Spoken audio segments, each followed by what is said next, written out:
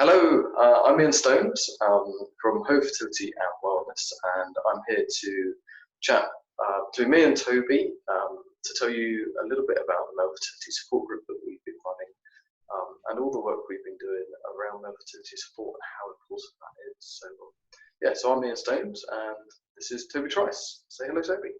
Hello, yeah, I'm Toby Trice. I'm a British racing driver on a campaign to raise awareness for male fertility through motorsport. I've been on an incredible journey myself, still trying for children. Found it incredibly tough and such a gap in the market that there's no support for guys out there. And I'm here with Ian to try and change that. Indeed, and it's been an amazing journey, hasn't it, really, the last kind of 6 months. A lot of people may not know that we only met because of this, didn't we, really? Back in end of March, I think was our first ever conversation, wasn't it? And, we've pretty much spoken every week since, haven't we, mate? Pretty much, yeah. We got introduced really early on in March, wasn't it, due to the lockdown, to try and set up this kind of male fertility support group. Got together with the idea and was just like, let's go with it. And we've not looked back since. Yeah, we're always in touch. You met you in the flesh for the first time only 10 days ago, I think it was. When this video goes out, it's probably a month ago, but yeah, it's super cool to finally meet you. But yeah, for sure what we're doing is super special, and it's great to be doing that for all the guys, and we've seen such a great response. Yeah, and of course what we should say is that Fertility Network UK are the ones that were behind the group, weren't they? They actually reached out to us and invited us to set the group up, which to me was a huge honour, kind of, in terms of the work that I do, working with couples that are struggling to conceive. One of my aims was to start working with more men, start getting more men involved. So when this kind of landed in my inbox, do I want to help run a support group? I jumped at the chance, and then, we got to work it together, which has been absolutely fantastic. And I don't know, can you remember that first meeting? Do you remember what we were expecting, the nerves, the excitement, and what I remember is the buzz afterwards? But what can you remember of that? Yeah, I mean, Ian and I set up this charity support group for Fertility Network UK, and we got an overwhelming response. Before we started this group, we realised there was a huge gap for guys out there that needed support, and with the kind of COVID situation, it was perfect timing that we'd get on a Zoom call, invite men only to join this and see where it would go. And we had an idea and a plan ahead of what we would kind of like. And we always said that if we could just help one guy out, that would be amazing, and that would be the kind of the goals achieved. But I remember sat in the lobby waiting with Ian on the very first one back in March, and there was like the ping noise of the Zoom meeting just kept going and going and going. I think we had like 30 odd men join our chat, and it was just overwhelming. I couldn't believe the response we had. And during the meeting, I shared my story about where I've been from and where I'm now, and why I'm doing what I'm doing. Ian shared his own personal experiences of what he does as a profession. So we worked really hand in hand, to be fair, with regards to what we could do to support guys out there. And the whole way through, I know you were buzzing, Ian, but I was just on cloud nine, just absolutely so overwhelmed with the response. And it's just so special to actually deliver something back and give something back to this community, because there's just such a need for male support out there, right? Yeah, too right. And I think that first event proved it. And as we're recording this, we've got our 6th one in 2 days. And we've consistently had 25, 30 guys each month, haven't we? And we've spent, a good, never less than an hour, but it's usually an hour and a quarter, an hour and a half together with these guys. And I think arguably it could probably go on longer each night. It's just, by 8:30, 9:15 at night, we're running out of steam. But it's been hugely successful. And I remember coming off that first call and just grinning from ear to ear and just knowing that, okay, I think we've done something magical here. And for me, since then, there's kind of been this sense that it's kind of like the worm's beginning to turn, that there's this big gap, there's this kind of like a void of male fertility support. There's nothing out there for men. And having these guys come on board and join us at the meetings, speaking up, talking about their experiences, and the the further connections that you and I are making and have made since, through Instagram and other kind of connections, it's been amazing in terms of the conversations we're now having and that male fertility is coming up onto the agenda. And the guys are beginning to have a voice and want to use that voice. And I think that's just been probably one of the most amazing things from the group. I don't know what you think. Yeah, I mean, just from the group alone and just from speaking on behalf of them, really, I think most of the reason why the guys struggle is physically we don't go through too much through this process. But from what we found talking to the guys, it's very much the fact that they feel left out. They just feel like a donor. They don't feel like from the professionals that they're actually emotionally attached to this. And it's equally a two-person road, right? It's a very difficult road to go down. Fertility treatment is incredibly exhausting, because as a guy you're there to support your partner going through such an extreme change in her body, all the mental preparation leading up to it. There's just very little out there that helps you prepare for that. And just chatting among the guys, that's what we realized. And just kind of having this group out there has kind of allowed all of us guys that have got these feelings about male fertility, because we all now feel the same. We've all literally spoken about the same things. It's kind of like this little acceptance between us all that actually it's okay, and together we can kind of get through it. And I think that's been the most powerful thing, is that we're all strangers on this group, and yet we've got this such amazing bond that's just flourished in such a short space of time. We're only on for an hour and a half once a month, but yet we've got such a great bond between us all now, and we're all kind of like right behind each other. Everyone's on different stages of their own fertility journey, and it's just so great to support it. Yeah, I think what's important to add is also, it's kind of some of the guys that it's not an issue with them per se. So it's not a male factor element within their fertility journey, but they still get a lot from joining the group, because like you said, it's still, I think so one of the themes that's come up is that, what it's like for a guy to see his partner or his wife going through fertility treatment, having all the injections, having the scans, having the egg retrieval, going through all of that, the hormonal kind of roller coaster, the emotional roller coaster. And again, the guy kind of feels helpless sometimes. So actually for them to dip in and join the group and just share that experience, I know that they're kind of not alone. I think it's been a huge help. I was going to ask, because obviously, you're very open about your history, Toby, and your story. So what's it been like for you, kind of being part of the group and chat to guys and seeing them kind of join in? It's been equally as good for my mind as it has for them. I'm still in the midst of my own fertility journey, albeit nearly 6 years in now, it seems like forever. It's been so difficult. But yeah, it's just overwhelming just to see kind of the guys out there getting something back from it. And they're all benefiting from it. And we've had some amazing stories of guys that have kept their fertility journey completely secret from anyone but their partner and maybe their immediate family. And we're the first people that they're actually talking openly about it. And I think that's so powerful, because certainly when in the early part of my treatment, I was very closed. I didn't want to talk to anyone. I felt very isolated and alienated from society. And that was tough in its own right, because you just feel like you feel almost worthless. And that's how I felt. But the moment I started talking out, and being more open about my situation, the more people I met that was in a similar sort of situation as me, which helped because we had things we can relate to. But those guys on that group that have actually took that step to do that, I'm so proud of them. But they're then saying how much they're getting from this group and how powerful it is for them. I know Ian, yourself and I have had private conversations with some of these guys, because we allow them to reach out to us personally afterwards for additional support and help if they need it. And yeah, it's just been absolutely amazing just to see what they've got from this. And yeah, this is going to be an ongoing thing for you and I now. We're going to be doing this every month for Fertility Network UK. It's usually around 7 o'clock, 8 o'clock. 7 o'clock.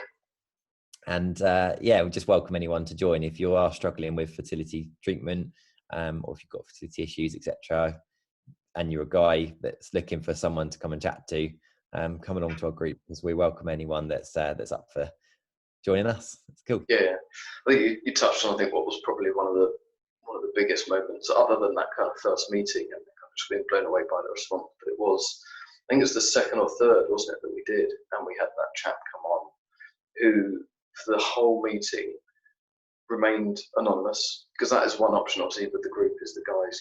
This is the beauty of Zoom, I think, or having the kind of video technology is the guys can come along and be anonymous, and that's exactly what this guy did. And he stayed in the background all the way through the meeting, didn't say a word, didn't nothing in the chat box. And it was literally just as we were wrapping up, wasn't it? He put his video on and he spoke up, and he told us that I have never shared any of this with anyone, not even my close family, but actually I feel safe in this group to be able to share my story now. That was just incredible, wasn't it? Just so heartwarming. Every time I tell this story, I get close to tears just to think that we've enabled that within a guy, and if we've always said if we can help one person, then we've done something amazing. Really was quite magical. Yeah, definitely. It just shows and embraces the trust that we've got among the group now, and the sort of comradeship we've got between us all. That guys feel that they can then openly talk about their own situation, and no one's judged. We're all here on our own journey, and we're here to support each other. So it's absolutely fantastic. And just kind of rewinding from the very first one, Ian and I had a kind of a set plan of what we'd do for the first session, where I shared my story, Ian shared a little bit about what he does, and then we just sort of went from there and hoped that people would start talking. And month by month, we always look at what is going to be our agenda, and we do have guest speakers occasionally come. So we're trying to promote professionals in the world of fertility to come along and help educate us guys, because there is an education element that we want to try and fulfill as well. But in actual fact, what we tend to find is that we have this agenda, or this soft agenda, what we're going to talk about for the session, but by 10 minutes in, we're just chatting among lads, which I think is quite nice, because it is kind of just a catch up with the boys now. And I think that's something that everyone said. And even if we don't actually talk about fertility specifically, because we've gone off topic and all sorts of things that we've been involved in, but just the fact that there's that kind of gentle nod between us guys, that we're all kind of suffering from some form of fertility issue or treatment, or going through this journey with your partners, just really helps out. It's just such a fulfilling thing to be part of. Yeah, definitely. And what do you think kind of some of the myths are around fertility issues? I think we've kind of, within the group, we've talked about them. What do you think kind of are the big myths and the big kind of issues that either aren't getting discussed, or people just think, the guy's just got the easy bit, or he's just got to sample into a pot kind of thing? What do you think are the other ones that have come up that we've discussed? Yeah, I think just that part about the pot, we've got the easy bit, that's come up a lot, and the fact that guys just feel like they're because they're the guys supporting the partners going through the most physical change. It's almost like they've just been forgotten through the treatment. Through my own personal situation, when I went through fertility treatment, when my results, for example, were being spoken about, they were spoken between the doctor and my partner, and I was just in the room going, hey, I'm here, what about me? And that seemed to be really common among all the guys that are there. There's very few cases where they've actually had felt like they've been part of the conversation, and I think that kind of just isolates the people more. Yeah. Was that the poster arriving, was it? My dog's got a squeaky toy, so cut it out. That's all right. This is the beauty of what we do, isn't it? Just like we just go with it. Pretty much, yeah. Like you said, this goes, with the meetings. There's no fixed agenda, no polished, finished, beautiful product. It's like, let's just chat. Let's just be guys. But I think, like I say, the myths. What was really interesting as we talked about that stuff, like the room, the pot, the whole kind of consultation experience was, we had 25 guys all sitting there nodding, saying, yeah, that happened to me, oh, this happened to me, oh my God, that's terrible. But the kind of whole experience was, all the guys had very, very similar kind of negative experiences of the fertility journey. So the value of them having that opportunity to share that has been invaluable. Yeah, and it's been equally valuable for the guys that have joined that are really early on, because we've got some people that are kind of like pre-IVF, And I remember when I was going for IVF, there was no kind of like preparation of what it would be like. You know, I had no idea, just thrown in with all the hope in the world that we'd come out the other end as parents. But I think it's been really quite nice for the guys that are on that part of their journey, the early stages, chatting to guys that have been and experienced in that way, because it helps them prepare. And I think that's a really powerful part of this group as well, is that we welcome, you know, anyone to come along, any guy that, you know, that's on this journey from the very early part right through to people that have been past IVF and have had children or not, or, you know, we can all share experiences and learn from each other. And that's lovely. Yeah, definitely. And yeah, like that kind of broad coverage within the group, I think is invaluable. So for somebody like yourself who's been through it and kind of where you are now, all this stuff that we're doing, kind of, you know, you're a great ambassador for FN UK, and you can, you know, you're really speaking out about male fertility support. But as somebody who's been there, and like I say, still on that journey, kind of what would you say to guys who are curious about this group, curious about joining us, cautious about speaking out, you know, haven't spoken to anybody? What would you say to them? I would say come along anonymously, leave your camera and microphone off if you're not happy to talk, and be open about kind of opening up. Because I think once you join the group and you actually see us all communicating and conversating between each other, you'll feel quite comfortable very quickly. We've certainly found from the group that in the early days, we only had a few cameras switched on. Whereas now we're leaning more towards 3/4 of the guys that are there have actually got their cameras on. So it just proves to me that the trust is being built in between the group. And all the newcomers that are coming along are starting to say hey, which is great. So anyone that's seeking support, advice, or just a place that they just want to kind of come along and just see what the crack is, we really welcome anyone to come along, because I think it's such a great group. I'm really proud of it. I know you are, Ian. All the guys that are on there, we've got regular guys come back month after month now. So yeah, if you feel like you could do with a chat, you can contact Ian and myself personally, but for sure join our group, and you'll be really surprised of how fun it is. Really, it's quite fun. Yeah. And where do you see all this going, Toby? I never asked you this. We've never talked about this. What do you see kind of in the next kind of 6 months, year? What do you see in the kind of future? Partly for the group, but partly for male fertility support. I think I'll put you on the spot now. You have. I think for male fertility support, I think we're definitely doing really good things to actually promote and push the fact that guys need supporting through this as much as the women do. The IVF process or fertility treatment is a couple, and they should be treated as a couple, not as individuals, in my opinion. The fact that so many guys are feeling left out and feeling pushed aside in this treatment process, I think, is quite damaging. And particularly because most guys tend not to talk about it openly and tend to kind of bottle up their emotions, that's actually quite a dangerous thing. So I think this awareness campaign that we're doing is so important for the mental health of the guys out there that are going through treatment. And as much as we can make this a national campaign is what we're trying to do. The group is a private group. It's a place for us guys to come along and chat. And that's definitely helping guys out there. But at the same time, it's so nice to be able to put this national campaign out there as well, to make sure that we're doing the right thing for guys. Yeah, definitely.